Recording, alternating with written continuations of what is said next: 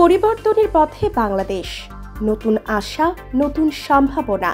প্রেক্ষিত BBC বাংলায় তারেক রহমানের সাক্ষাৎকার শীর্ষক সেমিনার অনুষ্ঠিত হয়েছে কুমিল্লায়, যার মাধ্যমে কুমিল্লা ৬ সদর আসনে বিএনপির রাজনীতির নতুন মেরুকরণের সম্ভাব্য প্রার্থী হিসেবে আত্মপ্রকাশ হয়েছে বর্ষিয়ান রাজনীতিবিদ মনিরুল হক চৌধুরীর।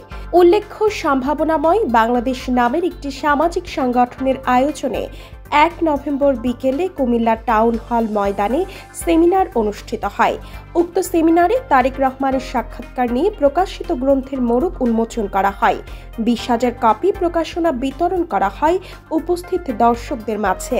বিএনপি চেয়ারপারসনের উপদেষ্টা মনিরুল হক চৌধুরীর সভাপতিত্বে প্রধান অতিথি হিসেবে উপস্থিত ছিলেন কেন্দ্রীয় নির্বাহী কমিটির সাংগঠনিক সম্পাদক অধ্যক্ষ সেলিম ভূঁইয়া, সহ সাংগঠনিক সম্পাদক মোস্তাক মিয়া, জাতীয় বিশ্ববিদ্যালয় pro-VC professor doctor Nurul Islam, Comilla জেলা ও দায়রা জজ আদালতের পিপি কাউমুল হক রিঙ্কু, দক্ষিণ জেলা বিএনপির সাধারণ সম্পাদক আশিকুর রহমান মাহমুদ ওয়াসিম, মহানগর বিএনপির সাবেক যুগ্ম আহ্বায়ক আমিরুজ্জামান আমির, সরওয়ার জাহান দোলন, সদর দক্ষিণ উপজেলা বিএনপির সভাপতি আক্তার হোসেন, সাধারণ সম্পাদক ফারুক চৌধুরী, প্রফেসর ডক্টর আমজাদ হোসেন ও মেহেদি হাসানের সঞ্চালনায় সেমিনারে মূল প্রবন্ধ পাঠ করেন প্রফেসর ডক্টর এম শরীফুল করিম।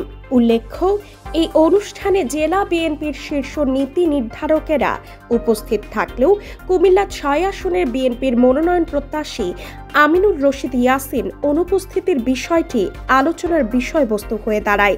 কারণ সাবেক মেয়র মনিরুল হক সাক্ষ্য বিএনপির কেন্দ্রীয় নীতি নির্ধারণী পর্যায়ে দেখা করে জানিয়ে দিয়েছেন বিতর্ক এড়াতে এই আসনে মনিরুল হক চৌধুরীকে মনোনয়ন অপরিহার্য। আগামী সংসদ নির্বাচনে আমিনুর রশিদ ইয়াসিনকে মনোনয়ন দিলে এই আসন বিএনপির হাতছাড়া হওয়ার সম্ভাবনা রয়েছে। এমনকি ইয়াসিনের বিরুদ্ধে তিনি নিজেও স্বতন্ত্র প্রার্থী হিসেবে নির্বাচনে প্রতিদ্বন্দ্বিতা করবেন। সাক্ষ্যর এই ঘোষণার পর সকল হিসাব নিকেশ পাল্টে গেছে।